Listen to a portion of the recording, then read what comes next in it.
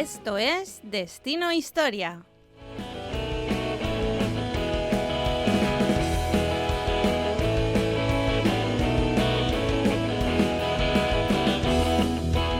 Buenos días a todos y a todas, bon día a tots y a totes. Yo soc Sabrina Samaniego.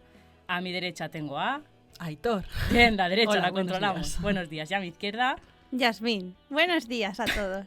Yasmín nos ha dado con su voz una pista de cómo se encuentra ella, pero no le vamos a preguntar porque entonces no empezamos. Sí. Buenos días también a nuestro técnico de hoy, Javi. Gracias por poner la música, como siempre, in time, on time, at time. Nunca sabes, nunca con las preposiciones del inglés. Yo ni idea. Cuando hagamos el B2 ya veréis qué risa. Este es nuestro último programa de la temporada. ¿Sí? ¿No? Qué pena. Vale. Ahí está la energía de Yasmín un miércoles. Como veis y nos escucháis, hemos cambiado de día.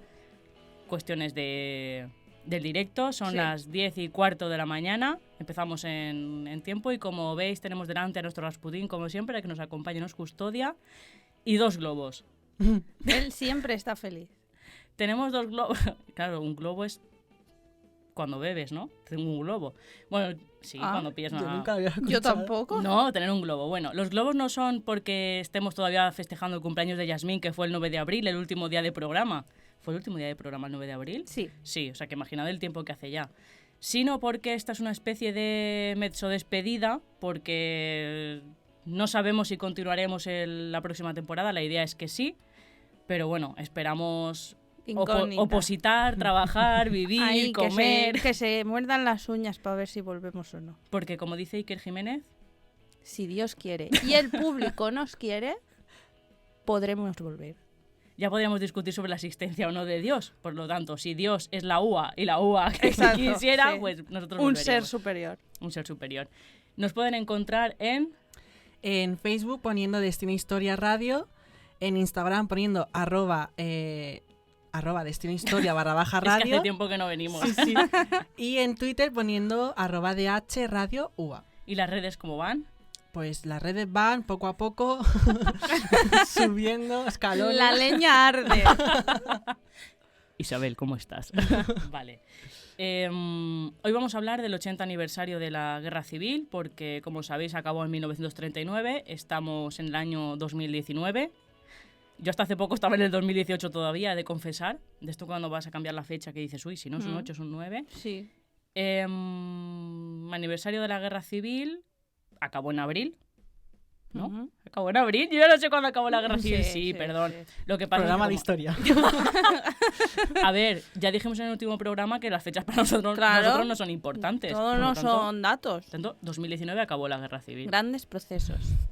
Pero antes de comenzar a detallar un poquito de la Guerra Civil, sobre todo el barco llamado Stambrook, que es lo que más nos interesa a nosotros, porque es que zarpó desde aquí, desde Alicante.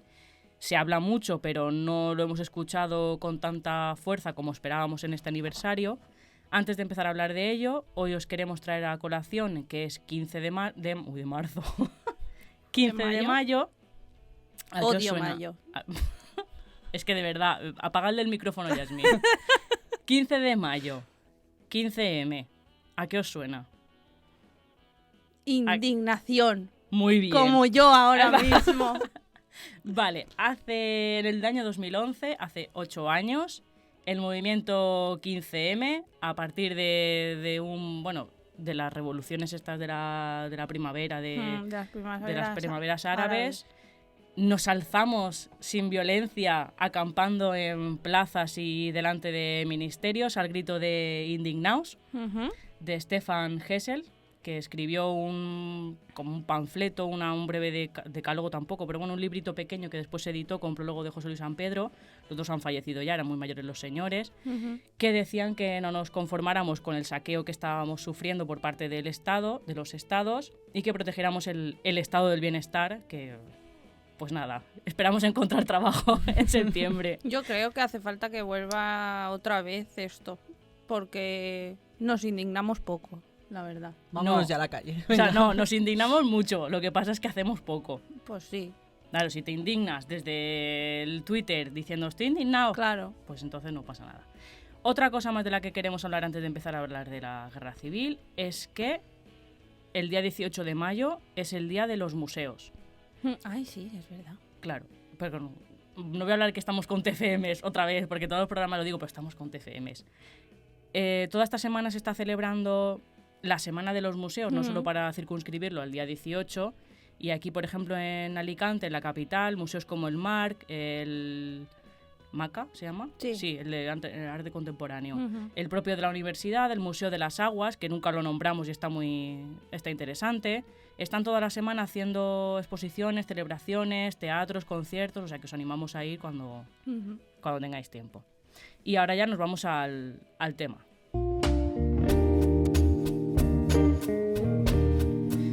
Bien, pues con motivo del 80 aniversario del fin de la Guerra Civil, han elegido la ciudad de Alicante como ciudad de la memoria. ¿Lo sabíais? No, la Pues, verdad es que no.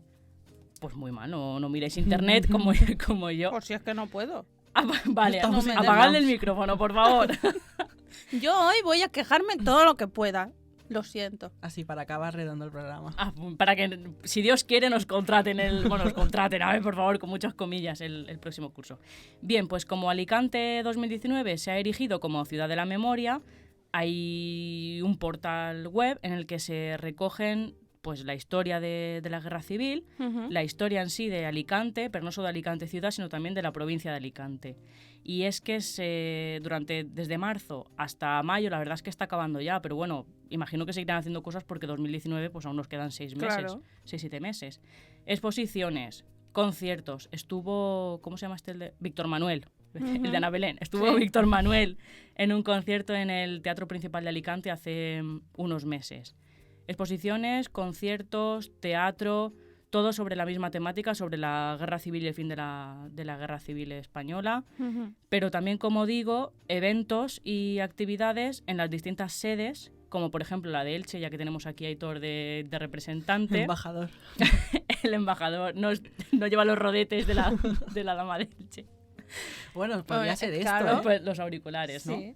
También ciudades como Monóver, Villena, Novelda, Elda, Petrer, que luego hablaremos de Elda Petrer, Yasmín, cuando termine de maldecir su día y su vida y su año. Si termino de quejarme. Nos hablará de ello.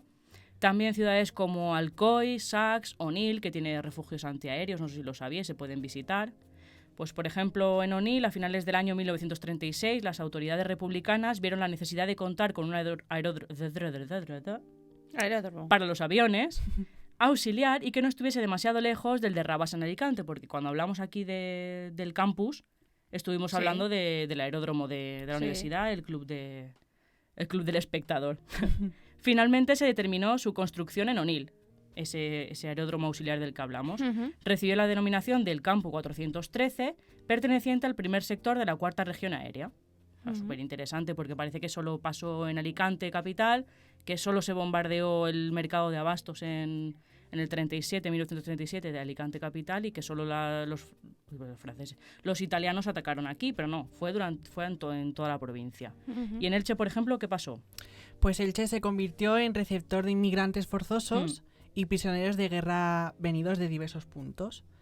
Fueron encarcelados en una antigua fábrica habilitada como cárcel y en un destacamento militar. ¿Cómo estamos hoy, eh? Sí, sí.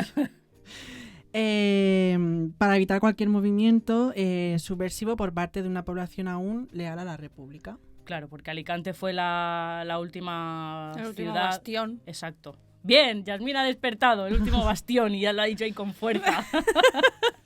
Madre Ella mía. ya acaba el programa diciendo Vale, esto. o sea, toda esta información, acabamos de leer un trocito de Onil, otro trocito de Elche, podéis leer las cosas más significativas de cada una de las ciudades y de las localidades, así como las actividades que se están llevando a cabo dentro de cada una de ellas, en la página, como hemos dicho, Alicante, Ciudad de la Memoria, que podéis consultar todo, también tener Twitter, Facebook, redes sociales, claro, si no estás hoy en Internet, pues no pasa nada. El día 16, que es mañana, jueves, en el Teatro Arniches de Alicante, que está al lado del Corte Inglés, en Óscar Esplano, creo que, bueno, al lado de... Ya dejamos con la Casa de la Beneficencia la otra vez, que no sabíamos mucho de Alicante. Pero bueno, el Teatro Arniches. Sí, ¿no? Sí, Es conocido. hasta Al ahí menos sí. cuando tienes que ir a Hacienda y todo esto, que está en la calle Avenida Aguilera. Sí, y sí, bueno, sí. Avenida Aguilera. Hasta ahí llego. Bien, pues mañana se va a proyectar el documental Experimentos Tuca, que salió en Apunt, que bueno, lo podéis ver en Apunt, a la carta, la televisión valenciana, o podéis ir al Teatro Arniches a verlo proyectado en el proyector, en la pantalla. ¿En la pantalla? ¿Y por qué Alicante es ciudad de la memoria? Pues como decíamos, porque fue la última ciudad en caer en manos del bando sublevado. El bando nacional también han querido llamarlo. Los Sí. buenos, los malos, yo tengo mi opinión, pero bueno. Y desde aquí migraron miles de personas hacia el norte de África, escapando de los últimos coletazos de la guerra, pero también de las balas. Ay, no puedo arrancar la hoja. Ya está, por si oíais ahí ruido. Pero no olvidemos además que un año antes, como decíamos, en el 38, antes he dicho 37, perdón, en el 38, los italianos bombardearon el mercado de abastos de la capital, provocando cerca de 300 fallecidos. Y dicen que fue un ataque indiscriminado hacia la población civil, porque claro, ¿qué pasó? Que aquí se fusiló a Primo de Rivera. Ujú. Entonces, claro, era el eterno líder. Si la ciudad ha fusilado a mi líder, pues ahora os vais a enterar. Entonces se hicieron ataques indiscriminados a la población civil en comunicaciones que se han encontrado para minar la moral de los habitantes de la provincia y de la ciudad. ¿Y el Stambrook qué es? Porque hemos dicho que íbamos a hablar de ello. Sí. Sí. El Stambrook fue un barco Sí. que salió del puerto de Alicante con pasajeros que eran republicanos que querían huir de allí, de la ciudad. Tenemos que decir que el 30 de marzo de 1939... Hay corrección. Es el 28 y llegaron el 30. Claro. Yo he encontrado que salieron el 28 de marzo del puerto y llegaron el 30 a donde lleguen, que lo vas a decir tú ahora por no desvelarlo. Puede ¿Tú ser. qué? Yo es que he leído que duró como 24 horas lo que es la travesía, entonces llegarían 29... Vale, pues pero sí. sí, podría Las ser. fechas. Sí, sí. Y bueno, el 30 de marzo se Sí. encontraba mucha gente en el puerto de Alicante, cerca de 14.000 republicanos, esperando a que llegaran barcos. Lo que pasa que no sabían que el almirantazgo Uy. británico había prohibido que estos barcos recogieran a refugiados republicanos. Claro, porque estamos diciendo que ya está el bando sublevado en Alicante capital. Claro. Claro. La gente tiene que huir. Y el 27 de... No, perdón. El 6 de marzo fue cuando sale Negrín, La Pasionaria, todos de aquí. Claro. O sea que... quedaba Entonces, poco. como no pudieron salir porque no salían barcos a recogerles, y esas personas formarían el primer campo de concentración de la represión franquista. Ah. Tenemos, por ejemplo, un no me sale la ¿Un palabra. qué?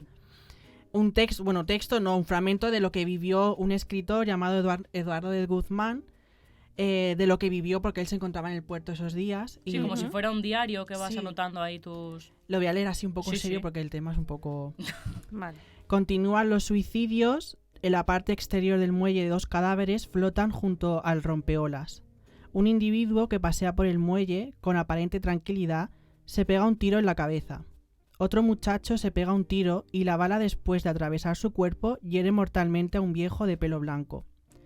2 días más y el fascismo no tendrá nada que hacer, porque nos habremos matado todos. Madre mía. Claro, no A mí quería se me reír. pone la piel de gallina cuando lo leí ayer. Mira, mira, mira. La piel de gallina.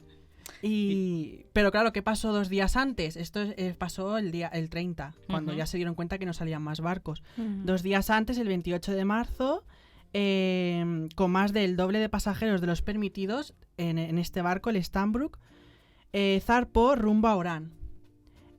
Salieron con un total de casi 3.000 pasajeros. Dicen que fueron más. Lo que pasa que hubo un momento en el que se lanzaron al mar, ahora lo diremos.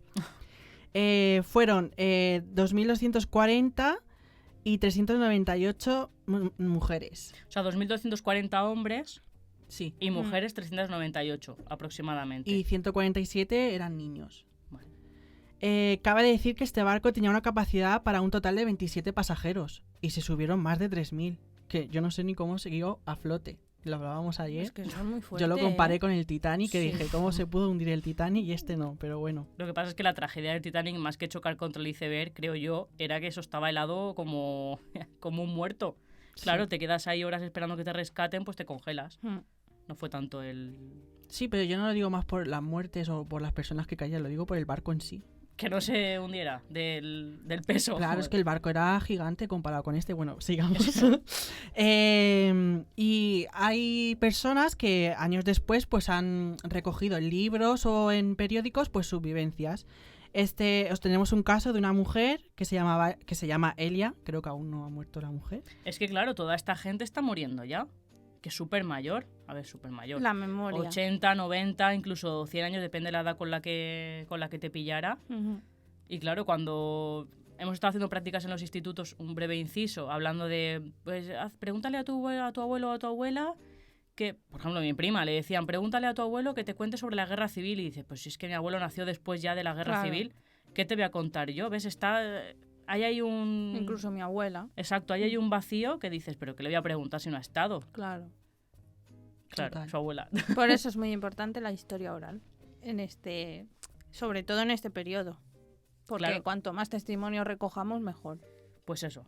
Pues esta mujer tenía 4 años Ujú. cuando salió el barco y ella con su familia huía de Elche en tren y llegaron al puerto alicantino y salieron. Y esta mujer recuerda cómo el capitán, que se llamaba Dixon, bueno, de apellido Dixon, Sí, Archibald, como era el hijo de los duques de Sussex, Archie, pues Archibald Dixon, ¿no? Sí. y contó cómo este hombre fue el único que se apiadó de los vencidos y permitió que entrara todo el mundo posible al barco, desobedeciendo a las órdenes de seguridad, y ordenó a los presentes que no se movieran durante el viaje porque, claro, podían desnivelar. Es que eran más de 3.000 personas y la capacidad era de 27. Madre mía. Y entonces, claro, cualquier movimiento podía desestabilizar el barco. Ujú.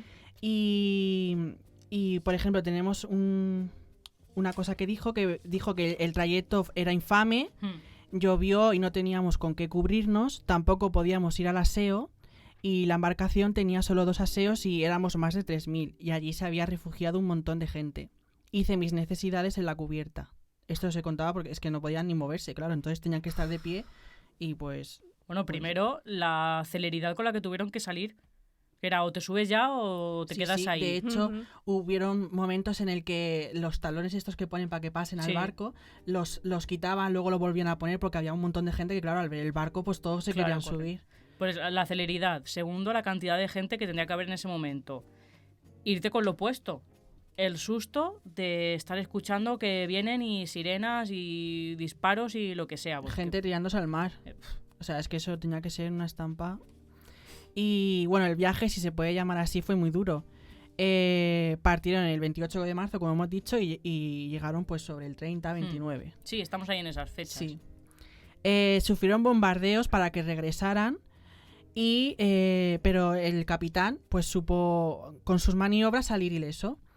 No obstante, esto provocó miedo porque, claro, el capitán tuvo que cambiar el rumbo un poco para esquivar los bombardeos, y la Ujú. gente se pensaba que volvían a España. Claro, porque también estaba la flota del bando contrario Claro. atacando al barco. Justo. Claro. Habían 2 o 3 barcos. Mm. Y claro, como estos se pensaban que estaban cambiando el rumbo, pues la gente se tiraba al mar o tiraba su documentación, pues si acaso volvían, para que no supieran quiénes eran. Ostras. Y, por ejemplo, esta mujer contó que hubo, por ejemplo, un inglés que se subió a lo alto del buque para lanzarse, cayó mal, le dio a su madre en el Madre hombro, mía. y bueno, el hombre falleció al rato porque, claro, se ve que cayó mal y se pegó algún golpe. Y contaba Claro, cómo, sí, se cómo- cayó. cómo hirió a su madre en el hombro. Madre mía. Y bueno, ya hemos dicho que tampoco se podían mover. Y ¿el destino fue mejor? Pues no. O sea, yo creo que las personas estas que han contado sus vivencias decían que fue peor el destino que lo que fue la travesía con el barco. Porque iban a Orán. No. Ah, vale. Los pasaportes expedidos apresuradamente por el exiguo gobierno republicano garantizaban el viaje a México. Ah. Pero al final no pudo ser. Y el barco de una compañía francesa había sido contratado por Rodolfo Llopis en nombre de la Federación Socialista de Alicante, pero no llegaría tan lejos. Y la primera escala, Orán, en Argelia, era su destino, a un coste de 203.356,16 francos. Tal y como se encargaría de negociar el dirigente con Orán. Ujú. Tras aproximadamente 24 horas que duró la travesía, hizo su primera parada en el puerto de Mers el Kebir, y no en Orán, como se suele decir. Y en ese puerto bajaron las mujeres, los niños, los ancianos y algún que otro enfermo que estaría muy grave. Es que tampoco sabían dónde iban a ir. Claro, es que es Madre eso. mía. Es que era un barco que les llevaba primero los propios ataques y todo. Después que un barco sabemos que se va moviendo sin poder moverte, con tus necesidades encima y de repente Total. que paren y decir, bueno, ¿y dónde estamos? ¿Y ahora qué hacemos? ¿Cómo nos comunicamos? ¿Aquí va a ser mejor? ¿Va a Y ser que luego peor? que habrían familias enteras que bajen las mujeres en un puerto, luego Claro. los hombres iban a otro, eso tenía que ser. Hmm. Y el resto de pasajeros se quedaron durante más de un mes dentro del barco y pues eran socorridos pues, por algunas barcas que llegaban con argelinos que llevaban pues comida o lo que fuera para que subsistieran ese mes ahí en el barco. Esto lo estábamos comentando ayer mientras lo comentaba Aitor, y luego lo hemos encontrado recogido en el diario Información en el año pasado, que es que se ve una cierta similitud con los barcos como Open Arms, que atienden a los refugiados en alta mar, dándoles abastecimientos, habituallamiento, ropas, atendiendo, y es un poquito lo que estamos viendo aquí. Por lo tanto, así haciendo un poco de espíritu crítico y autocrítica hacia los gobiernos, bueno, a nosotros también nos asistieron los argelinos cuando salimos por patas y estamos muy agradecidos, pues hagamos lo Sí. mismo. Y bueno, pues la mayoría fueron conducidos a campos de concentración de Bogari, Hmm. en el interior del Sáhara. Y, por ejemplo, hay personas pues, que contaron que fueron muy maltratados allí. Claro. Por ejemplo, decían que los castigos a los que les sometían los guardias, había uno que se llamaba el tumbó, que es que el recluido cavaba su propia tumba y se recostaba en ella. Y solo podía salir 2 veces al día para hacer sus necesidades. Madre mía. Y, por ejemplo, encontramos que un refugiado escribió: fusiláis poco, pero matáis lentamente. Claro, si es que... Estaban rodeados de senegaleses con fusiles y, bueno, pues os podéis imaginar, las mujeres contaban cómo cuando llegaron las metieron en duchas y las observaban los hombres mientras ellas estaban desnudas, las niñas igual, porque esto lo contaba la niña esta, Elia. Pues lo mismo que estamos viendo ahora en las noticias y ahora Sí. parece que nos resbale. Igual, Sí, exactamente igual. igual. Y Sí, bueno, sí. También se dice que fueron usados para construir el transahariano. Sí, transahariano. Y que ni a la se quedaron allí hasta casi el final de la contienda y ni que no le interesaba ni a los franceses ni a los aliados dejarlos libres a aquellos indeseables españoles, como decía ella. Y bueno, la gesta heroica del Stambrook ha quedado perpetuada en Alicante con la rotulación de una calle dedicada al buque inglés. Ujú. Se colocaron en 2018. Qué tarde llega, ¿no? Sí, sí. Y una placa conmemorativa y un busto del capitán, de Archibald Dixon. Fue iniciativa de la Comisión Cívica de Alicante para la recuperación de la memoria histórica y cada aniversario pues se suele hacer alguna conmemoración con alguna ofrenda de flores. ¿Y qué le ha pasado al señor Esto a mí me ha indignado mucho cuando yo lo vi. Este año la Falange pintó lo que es la placa que hay Sí. con algún texto, no lo he visto aún, con algún texto que contaría la Los hazaña. republicanos, La pintaron con la bandera de España y luego Sí. en el muro pusieron pues el símbolo de la Falange y todo eso. Hicieron la pintada esa. Pues, ¿y qué pasó con Madre Pasionaria y con mía. Negrín? Pues hemos ido a la población, ahora Sí. vamos a la cúpula o político. lo que quedaba Sí. de la cúpula del bando republicano. Hmm. Porque no sé si sabéis que el 9 de febrero de 1939 se ganan, el bando de Franco gana Barcelona, Cataluña, Sí. y claro, tienen que salir todos hacia Francia. Pero justo el 11 de febrero Negrín decide volver. Negrín al presidente, Era el jefe el jefe. del Estado de la República. Exacto. Porque el presidente era Azaña. Para entender. Sí, sí. No vuelve nadie, ni tampoco el general Rojo, que eran uno de los más importantes de la República, y ellos no vuelven, solo vuelve Negrín. Se ha opinado diferente, porque por qué vuelve, por qué no vuelve. Bueno, pues lo que se considera es que, y como algunas opiniones del mismo, del propio Negrín, es que él volvió, aún sabiendo que la guerra estaba prácticamente perdida, pero él volvió para sostener, ¿no?, aquel último bastión que quedaba aquí en Alicante, para que no lo tacharan tampoco ni lo acusaran de nos habéis dejado aquí Claro. y os habéis olvidado de todos nosotros. Por lo menos que hubiera un representante ahí pringando, ¿no? Como todos. Igualmente, aquí le esperaba Casado. Uh-huh. Que No también el de formaba... ahora. No, este no. El de ahora se hubiera ido, seguro. Sí, y bien lejos. A Harvard. Formaba parte de la República, pero de otra ideología política. Y contaba también que no tomaron en gracia esta vuelta de Negrín. Lo miraban mal, lo tenían perseguido. Él contó incluso que cuando fue a Madrid lo tenían como aislado, con guardias en la puerta, vigilándole a ver qué hacía, porque se habían tomado mal incluso este regreso, porque podía influir de más vivacidad, ¿no? Claro. A los que se habían quedado aquí. No estamos solos, hay aquí todavía. Claro, entonces eso no gustaba, porque Casado ya estaba intentando reunirse con el otro bando y negociando un posible pacto que, pues nada, para darle el gobierno finalmente al otro bando. ¿Qué hace Negrín? Pues consigue irse de Madrid, llega a Alicante y llega a Elda, en una población donde él vivió en su infancia, de pequeño, y hace la posición Yuste. Aquí se instalarán pues los Negrín, y luego en la posición Dakar estaba toda la jefatura militar que le quedaba a la República, y entre ellos estaba Alberti, su mujer, que era Teresa León, y la Pasionaria y muchos más. A ver, lo tengo por aquí porque lo he leído antes. Habían coincidido en la misma casa, en la posición Dakar, que estaba un poquito, pero solo un poquito, alejada de Elda, y era una pequeña de Elda aldea. Petrer, claro. Sí, estamos hablando de Elda Petrer.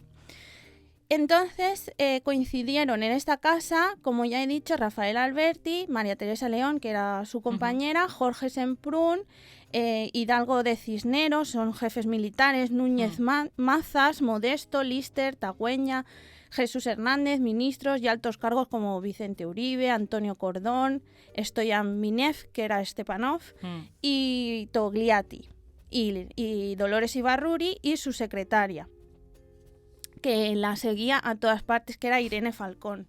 Irene Falcón ha permitido que sepamos muchísimo más esos últimos días, porque estuvieron desde el 11 de febrero, como he dicho, bueno, un poquito más tarde porque va a Madrid, luego a Alicante, hasta el 6 de marzo, que ya tuvieron que salir deprisa y corriendo también.